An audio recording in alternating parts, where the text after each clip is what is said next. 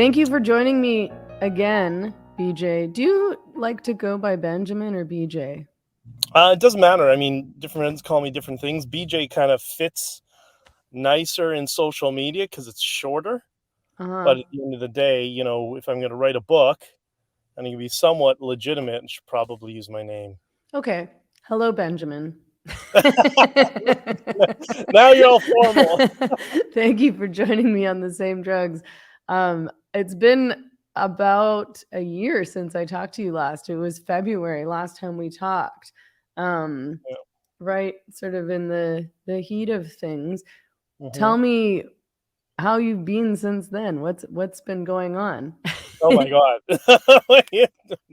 Is that a big question? I'm joking.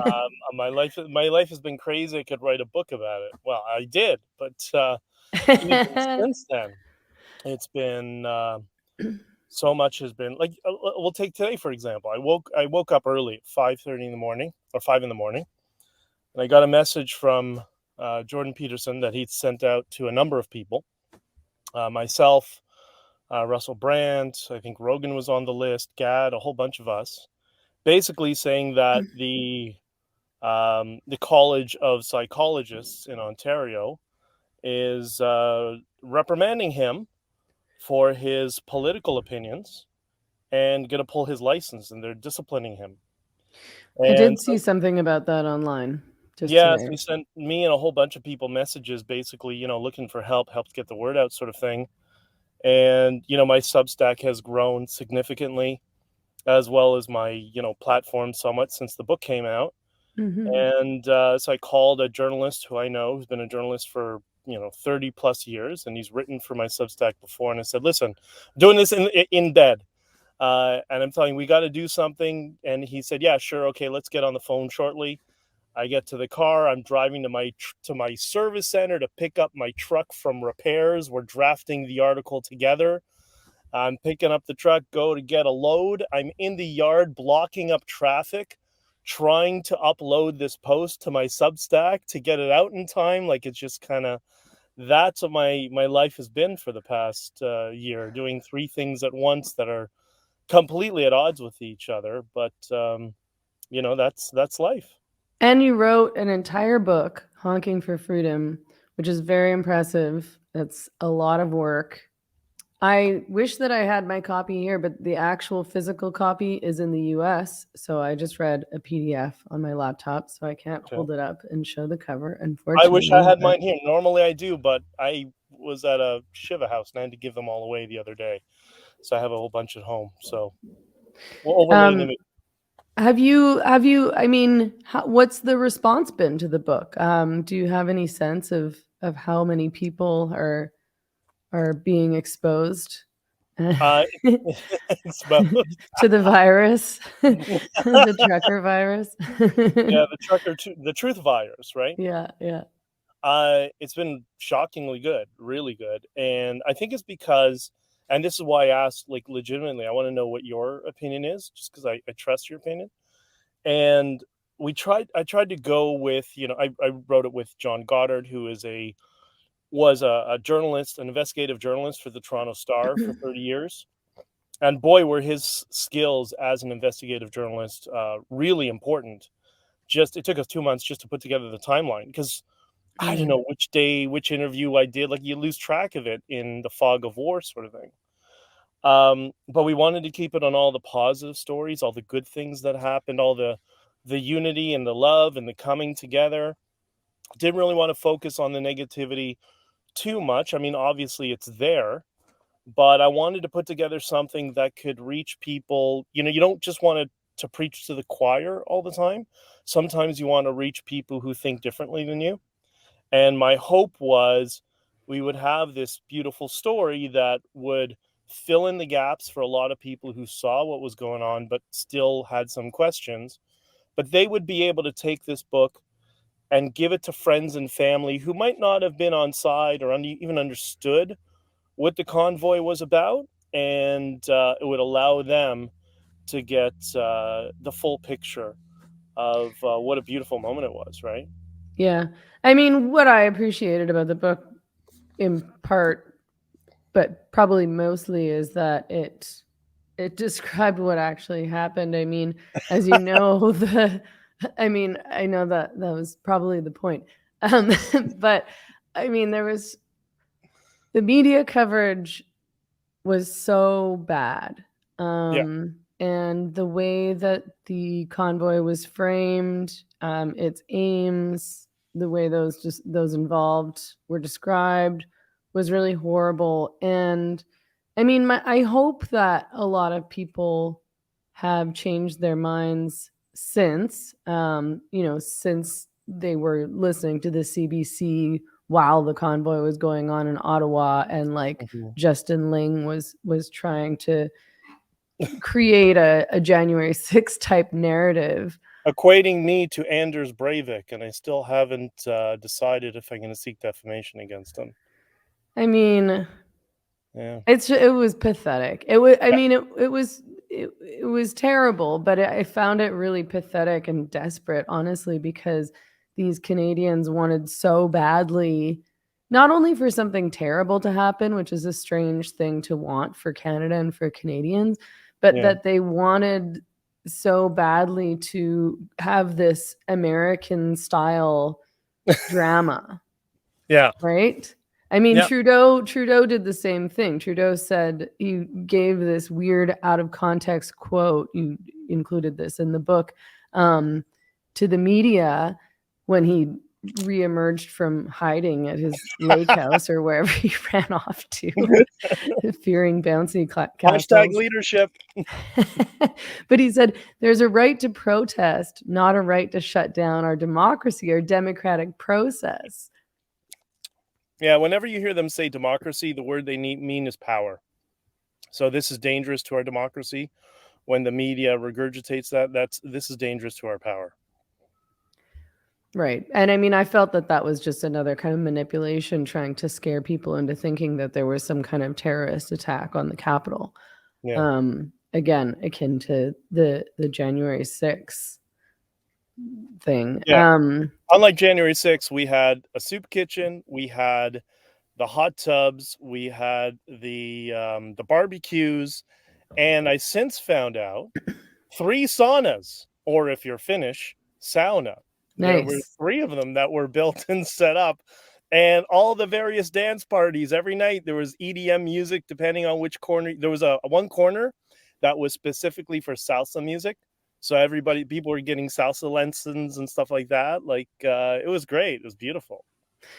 Yeah, and I mean, the strategy, again, another thing that I appreciated about the book was that it made the strategy and aims really clear. Like there was a very intentional, very concerted peace and love message. Yeah. You talked about Gandhi's philosophy. So not seeking to defeat your adversaries, but seeking new harmony, which I thought was really nice. And if you watch the footage, Mhm. you'll see that nobody even seems angry, despite the fact that Canadians had a lot of things to be angry about. And I think that Canadians' anger would be justified considering what they'd been through for the past 2 years, and that Trudeau was essentially threatening to hold them hostage with these mandates Mhm. and the ArriveCan app and things like that indefinitely. And yet no one seemed angry at the rallies. And they seemed actually really joyful and full of love for Canada, and people were taking care of each other. Well, I mean, they had been locked up for 2 years, especially the people who'd crossed the bridge into Quebec, right? Spent a lot of time and effort trying to get everybody focused, away from the state of anxiety into a state of positivity and love and compassion and empathy and stuff.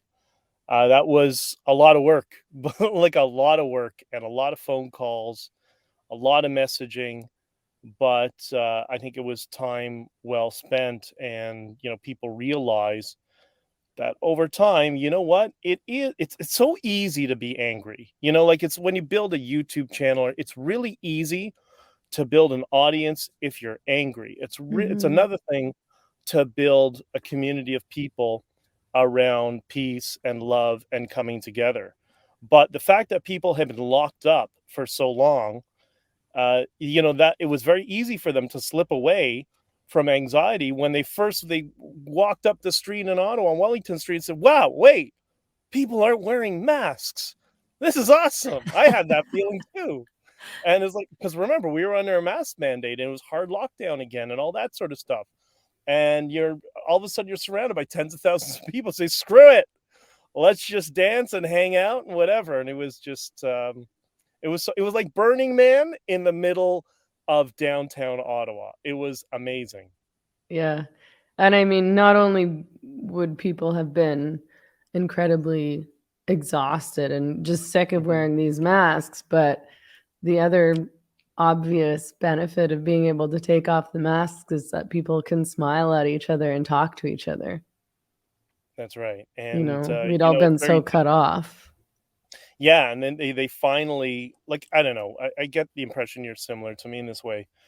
It's important to connect with people, and it's very difficult to connect with people when they have a blankie on their face. Mhm. And it's so funny, once that blankie was removed, like, people made that extra effort that they may not normally do in their lives to try to connect with the people around them, and so many friendships were formed. Like, I went to, just in the beginning of end of spring, beginning of summer, there was a group of people, about 100 of them, that were on one of the streets, or basically on Wellington Street, part of the back end of it.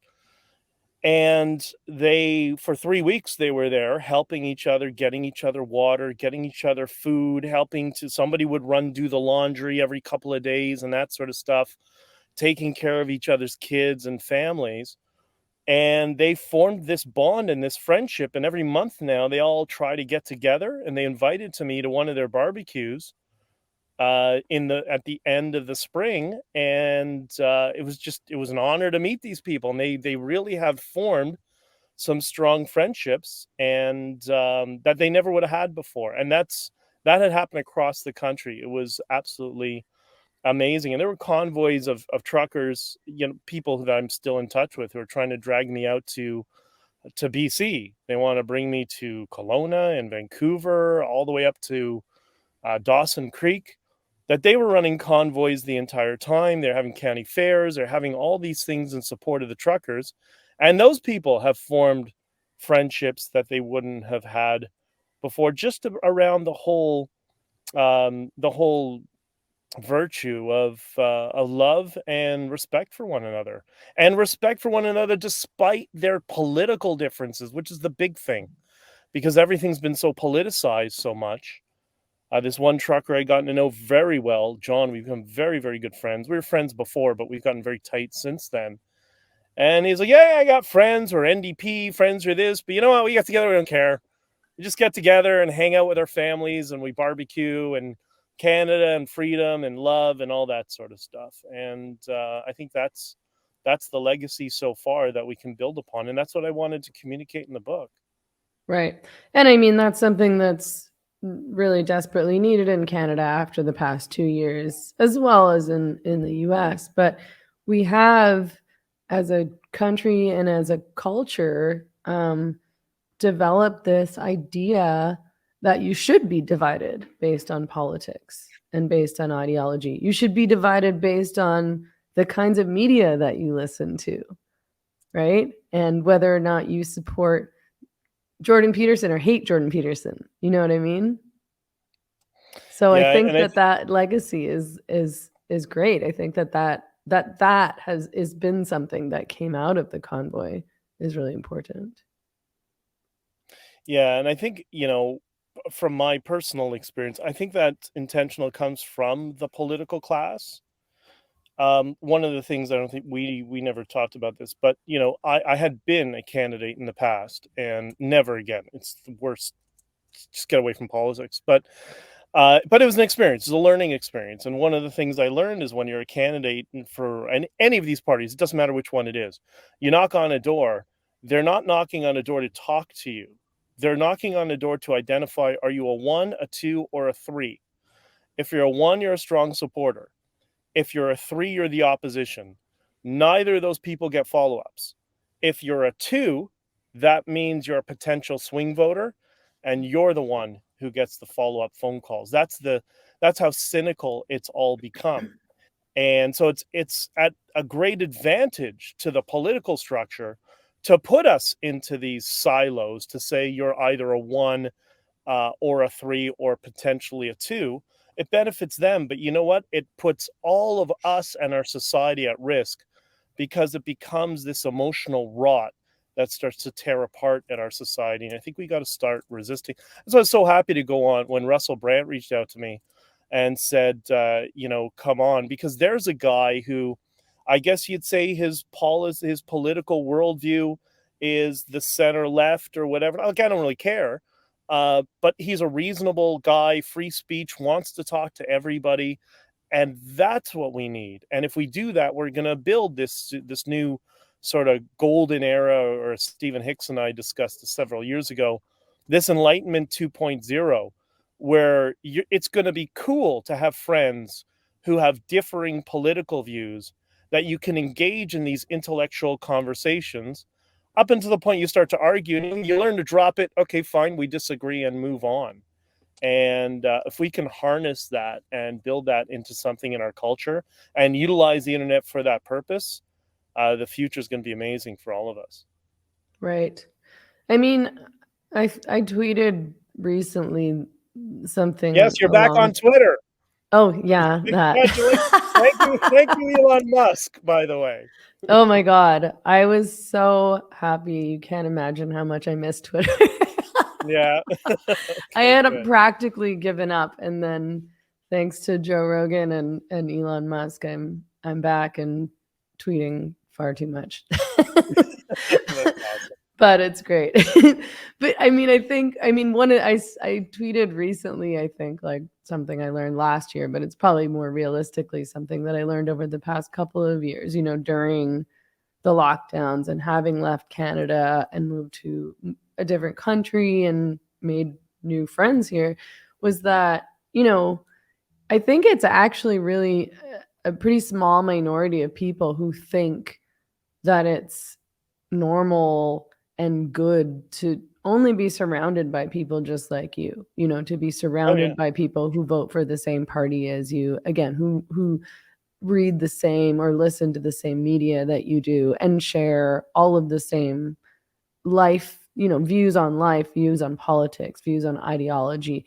And that if somebody doesn't see things that way, then you shouldn't be friends with them, that you should ostracize them, that you shouldn't hang out with them. I think most people in the world don't think like that.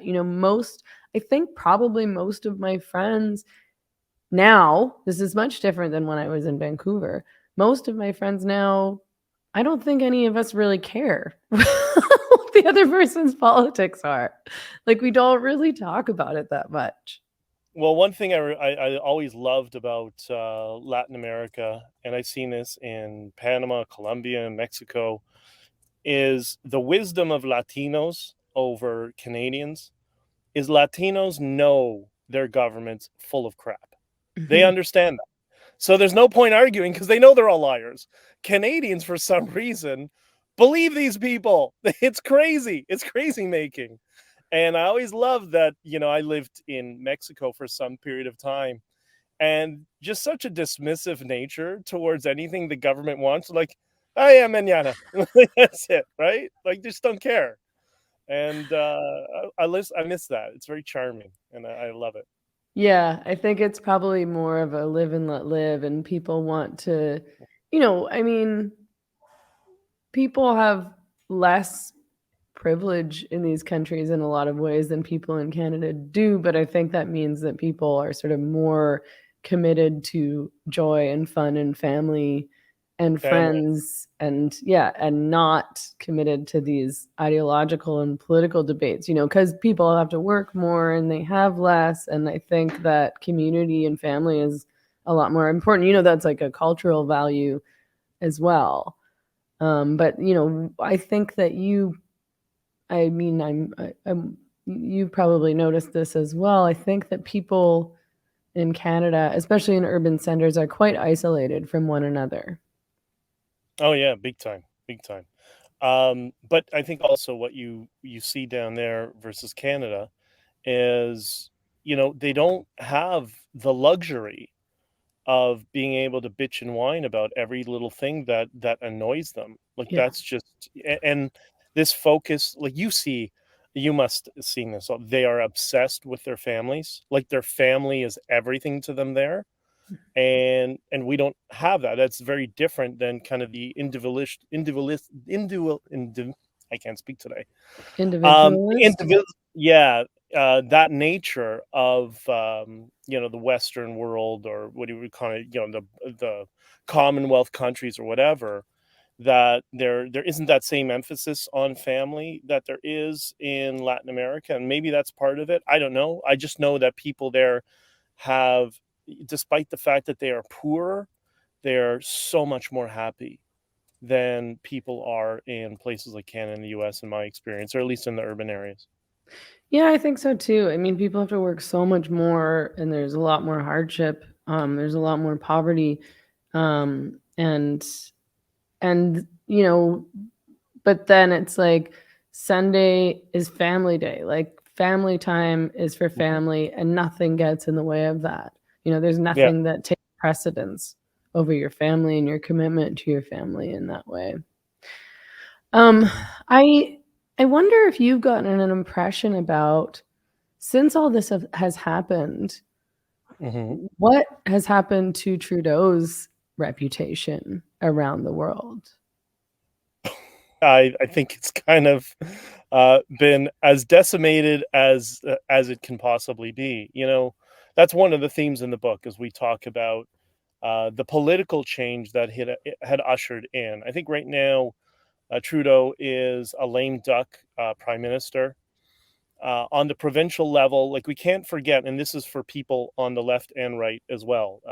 It's the provincial leader, Doug Ford, who froze our Give Send Go donations, sought an injunction, and invoked the Emergency Measures Act on the provincial level 2 days before Justin Trudeau.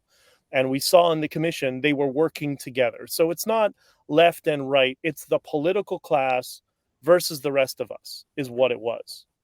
But I think in both of them, in the case on the provincial level, he's been so decimated that he was reelected with the lowest voter turnout, I think, in history in the province, or maybe the second worst turnout in history. And Trudeau, when I was in after the convoy, I went to speak at Bitcoin Miami. And after then, I mean, you saw I was in a wheelchair with a broken ankle. So I went down to Medellin, Colombia to stay with some friends and get some physio and learn how to walk again. And my friends down there who, like you, where you are, I don't really talk to them about politics. But when it came up, it went from Justin Trudeau in the past, oh, he's wonderful, he's young, he's a strong leader, to they call him now Cara Negra Fidelito, blackface little Fidel. He's a joke. He's a joke everywhere. And it's because people saw, like, it doesn't matter how many times the legacy media or pundits get out there and try to lie to the people over and over again.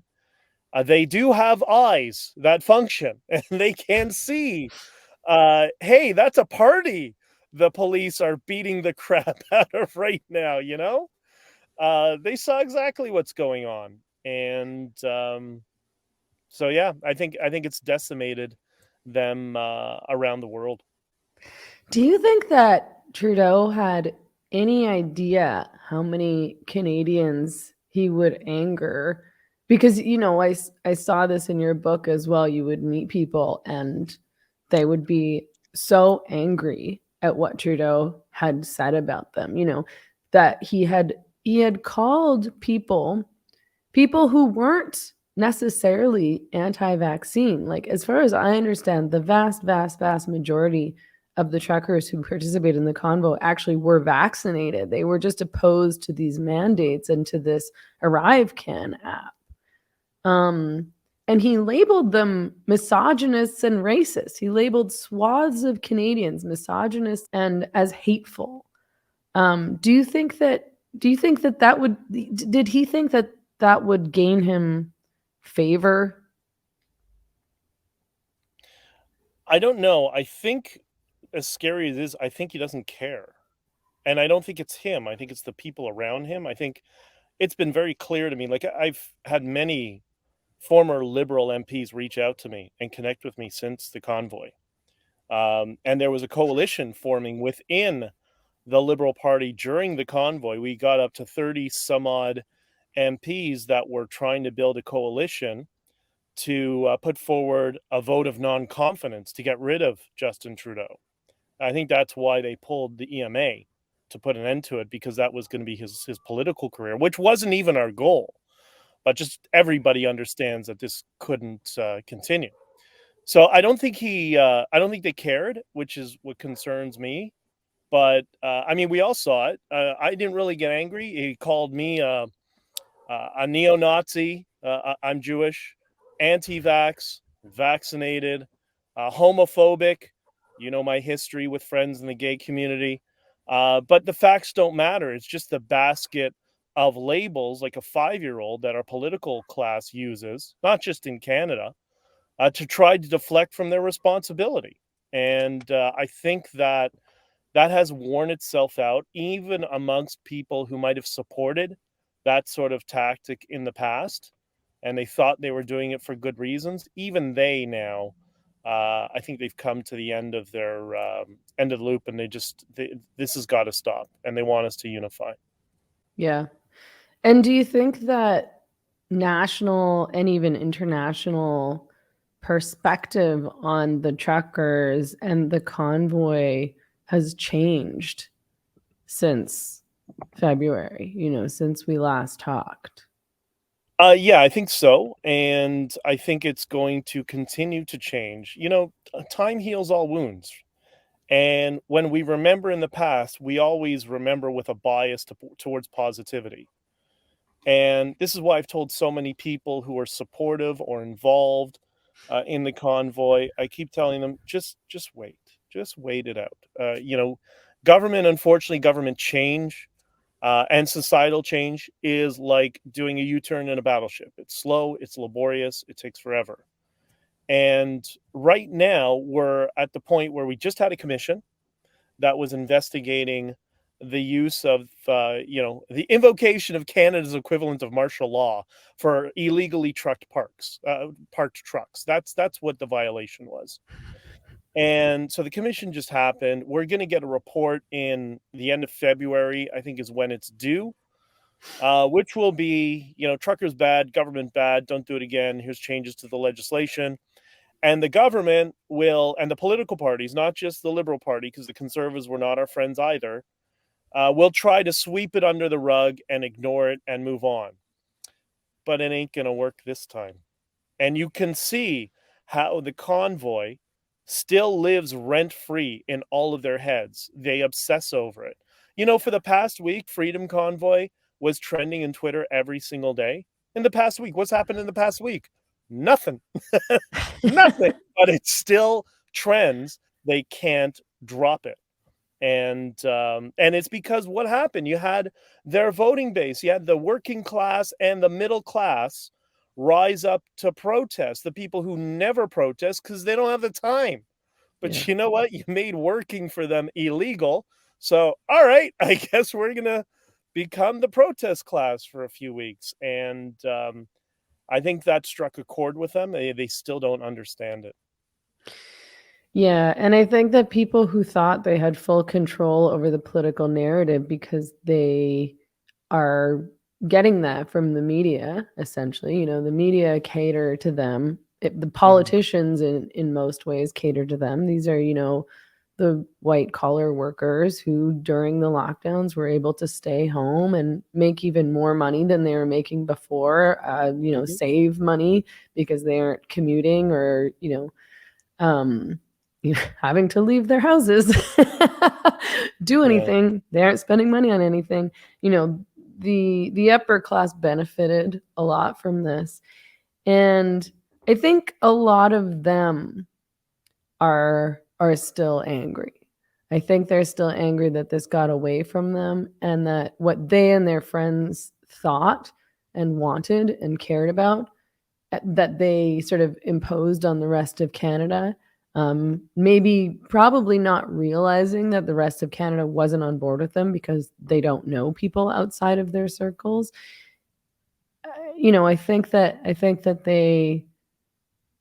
they are having trouble getting past that, and accepting that their views are not actually the dominant view, or views, I should say. I agree. And what I say to them is power is nothing without control. And they have all this power that they yielded, and they went completely out of control. And what's happened? It's absolutely shocking to see they would maintain that frame that they're the dominant class, or the ones who are in control of all of us. And then as soon as some trucks line up, what do? They play the victim card. I'm sorry, you don't get it both ways. You don't get to have all the political power, Christopher Friedland, and freeze all our bank accounts and debank us, and then at the same time play the victim card. No, no, no. You're in control. With that control comes responsibility, and that's what I've argued, and I explained on with Russell. They're so incompetent, they're dangerous at this point. That's what we've gotten to, and we need a shift in politics. We need more intellectual-minded people that have a strong moral frame, that aren't constantly trying to appease lobbyists. And I think we'll get there. It's going to be a generational shift. This is not going to be fixed in one election with one leader or one party. This is going to take time, but I think we're on that route. I think we finally have peaked at madness with all of these mandates and the data tracking app. The convoy accomplished many things, and one of them was the political class has now received a message. There is a line in the sand, and you will not cross it ever again. Yeah. Because if you do, it's going to be this, but even worse next time. Yeah, totally. I think that they just thought that they could kind of get away with this, or really get away with whatever they wanted, and that Canadians wouldn't stand up. And that view is understandable because Canadians are not known for standing up. They're known for complacency and politeness and kind of going along and not rocking the boat. So like, I was totally shocked and surprised when the convoy happened, because I did not expect this of Canadians, and I was thrilled and so inspired by the convoy, but it was not what I thought would happen. I would have never predicted that. Why do you think that it took the truckers to get this done? I think just because of, firstly, you need to put this sort of movement. You need people who are strong, people who are independent, and much like I explained, many of them are small business owners, which is a certain degree of entrepreneurship. They live in an industry that's heavily regulated, so they kind of understand the rules. They understand where they can and cannot go. And they also understand because they deal in a legal framework, when the government has overstood its boundaries, right? Me and Tamara had talked about it from my perspective, from like a messaging standpoint, is a truck like the one I'm in right here, which is a house in the back part, is very large and very imposing, and it sends a very strong message. And I think that's what intimidated them the most, is because in downtown urban areas, you don't have these big trucks necessarily very frequently at all. Most of the cities, streets in Ottawa don't allow for them. So I think that's it's a culmination of a whole bunch of things. Independent people who are independent thinkers, who understand how to run a business, how to negotiate when needed. And they just had all the tools that were ripe to put forward this money. Like, what are you going to do with a bunch of bank tellers? Like, that's not going to happen, right? So it's going to be amongst some sort of.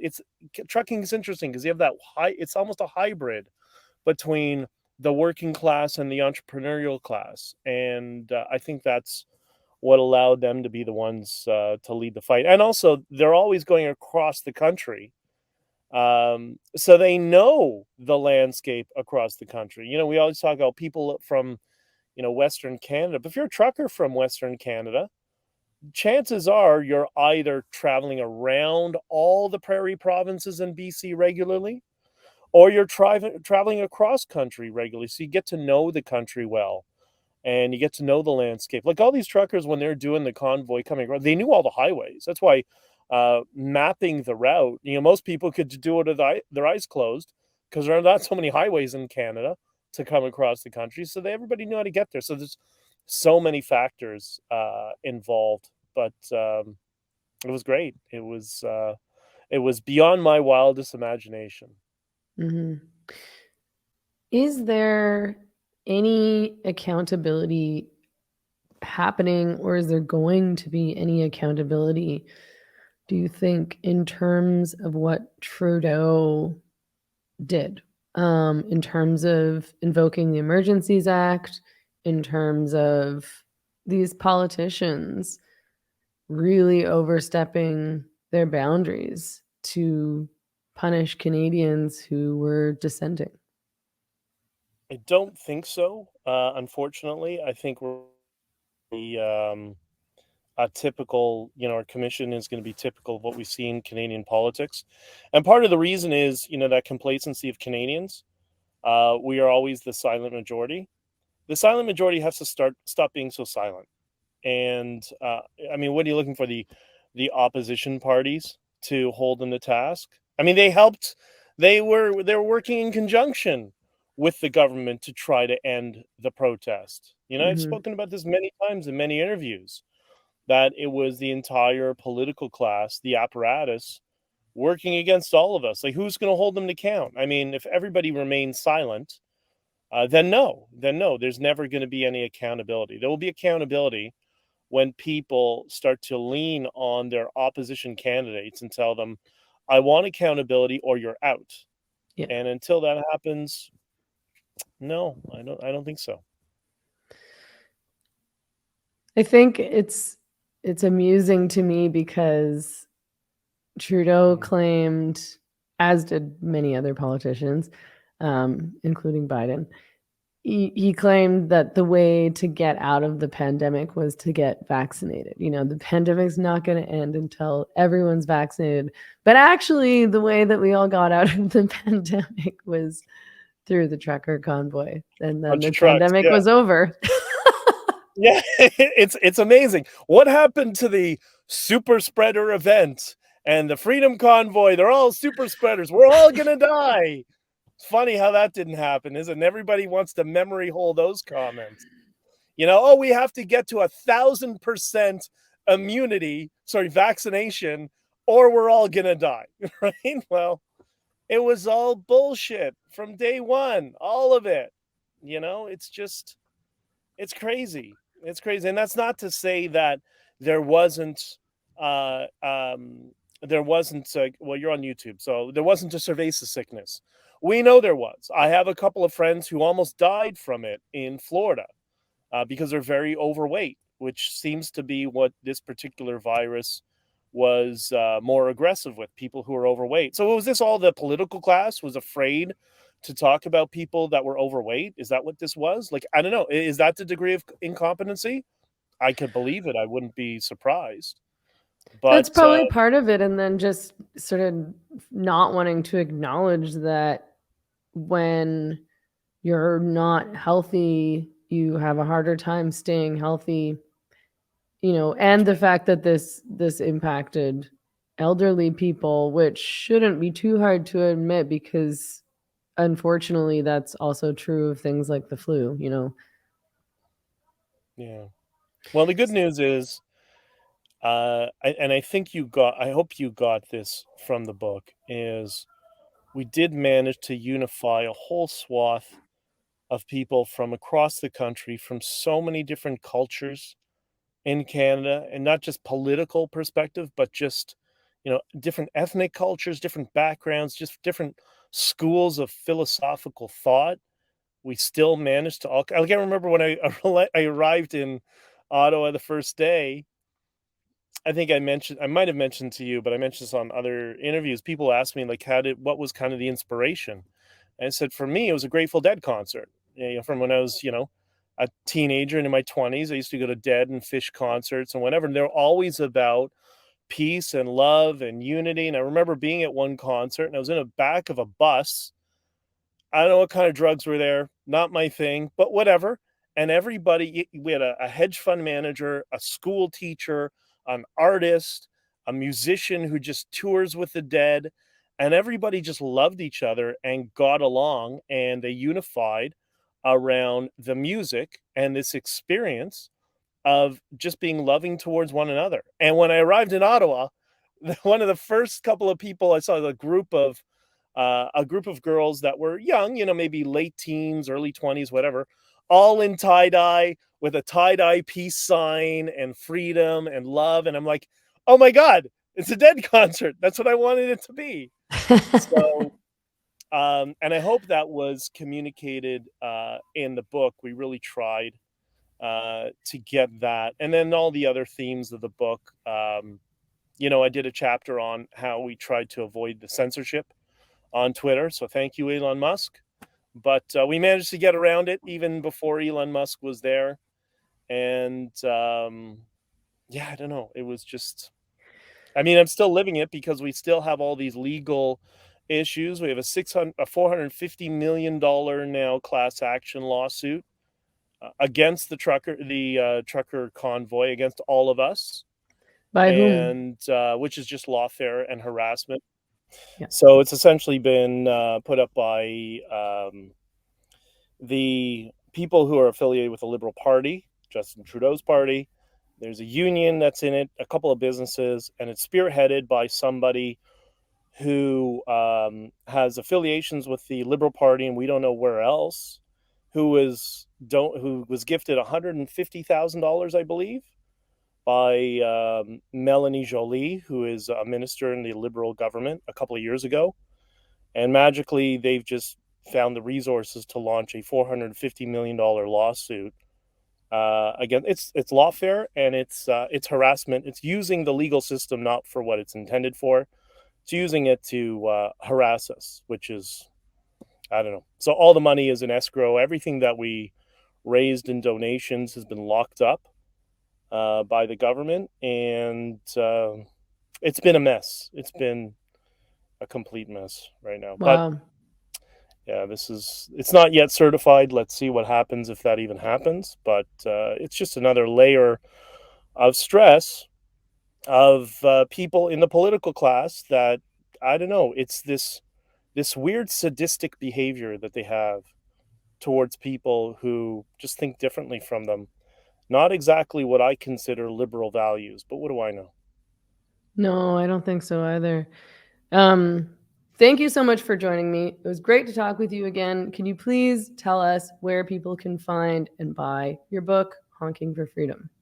Yeah, it's simple. Go to honkingforfreedom.com. Wherever it's available, we'll have links available for it to buy. So you can get it on Amazon, Kobo, Etsy. If you're in the US, you'll be able to get it on Barnes & Noble soon, hopefully by the end of the week.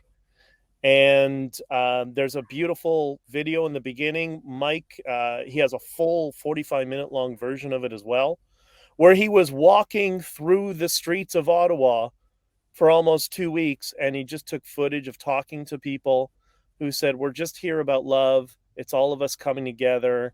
It's not about what the media tells you. So there's that. A bunch of my interviews are there. And Luch, who did the cover for my book, which I wish I had it here with me. But the cover of the book, when I was looking everywhere for a photograph that captured the image, and of the two people hugging with Canadian flags and the trucks in the background, that's what this protest was about. It was about people and our freedom and our ability to love each other without any authoritarian government telling us how we do that. And I just hope I hope you got that sense from the book when you read it. Absolutely. I absolutely did. And it was fantastic. And I'm ever grateful to the truckers, as everyone should be, not only in Canada, but I think across North America. Thank you so much for joining me today. Good luck with the rest of your your chaotic days. I hope that you get some downtime soon. I will. I hope so. I'm going to be driving for another couple of hours and get to my destination. Then I got a bunch of work I got to do for tomorrow and another day of driving back. So, and then some rest. At some point. Okay. Thanks again. Take care. All right. Thank you. Bye bye.